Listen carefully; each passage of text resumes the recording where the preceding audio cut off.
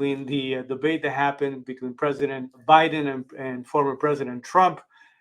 Needless to say, probably one of the highest view. We're getting close to an election. This is about to happen soon, and a lot of people are looking for. Okay, so what are we doing here? What's going to happen? Give me your overall first takeaway. Again, great to see you. Love the fact that we're going to do a little bit of a reaction video, because when you're talking about the average person, right? People like us, we came from another place, we became American citizens, have experienced some level of success. We have a great level of gratitude for what the country has done for us, and in return, we continue to do things that would be beneficial for the country as good citizens. You know what I mean? And so, but what was your overall take? What were your expectation going into it? Let me start with that.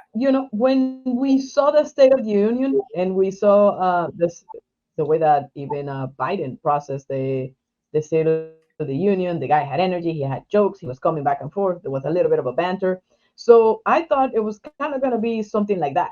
That was my expectation going in. If you're looking at overall, I'm also going to look at whatever the setup that CNN had. I think it was super helpful as well.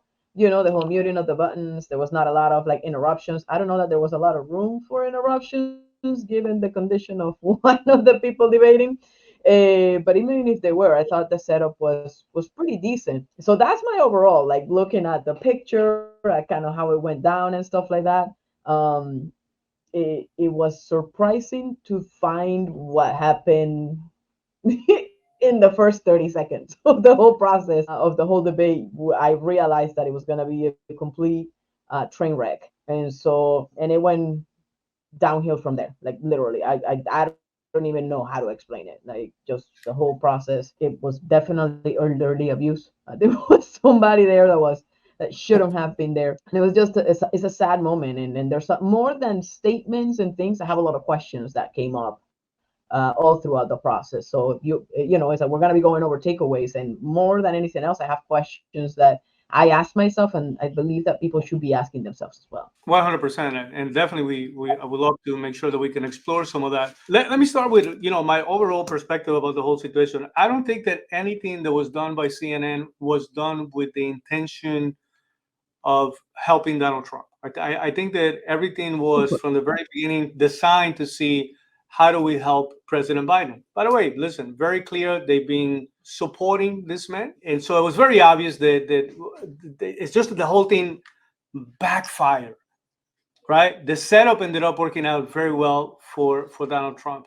The muting of it, the Mhm. interrupt, the lack of other people around so you can actually hear properly or not hear, right? In some cases, right? Because that's even what happened, right?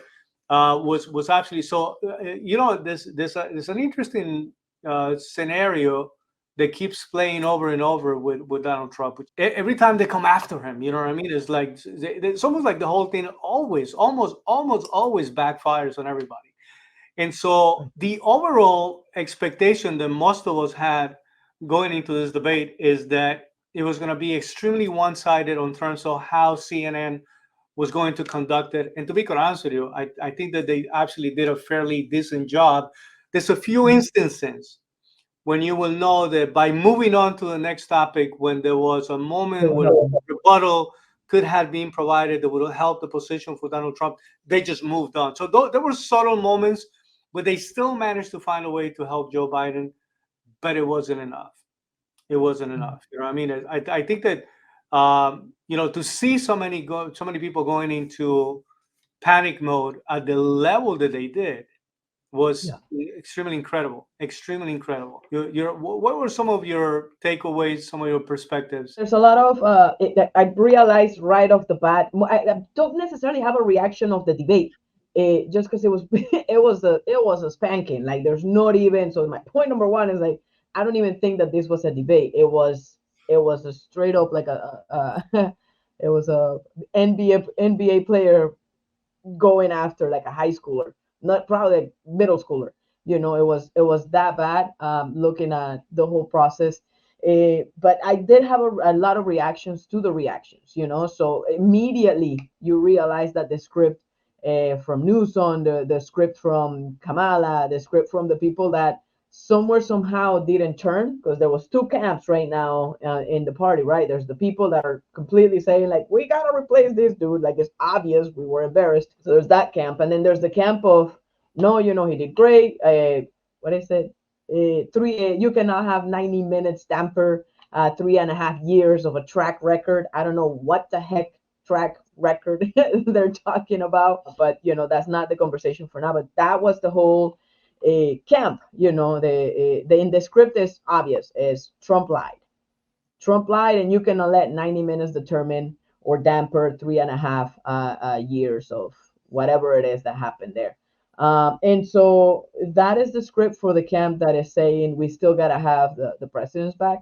It's still sad to see. I agree that is Joe Biden is clearly unfit to sit in the office, and so that was probably point number one. Point number two is we're obviously being lied to. Like, I really do wonder who's running the Oval Office, what kind of meetings is Joe Biden, as the current president, is the leader of the free world, and is he running the meetings? Obviously not. It's like, how do you even, when you have the press secretary literally say this happened and that happened, it's like looking at this thing, which is like it's literally like Tom Brady showing up drunk to the Super Bowl, and then somebody saying, yes, he's ready to go and he's completely sober. And then obviously Tom Brady is like hammered. That kind of happened here. This is his Super Bowl. It was his one time.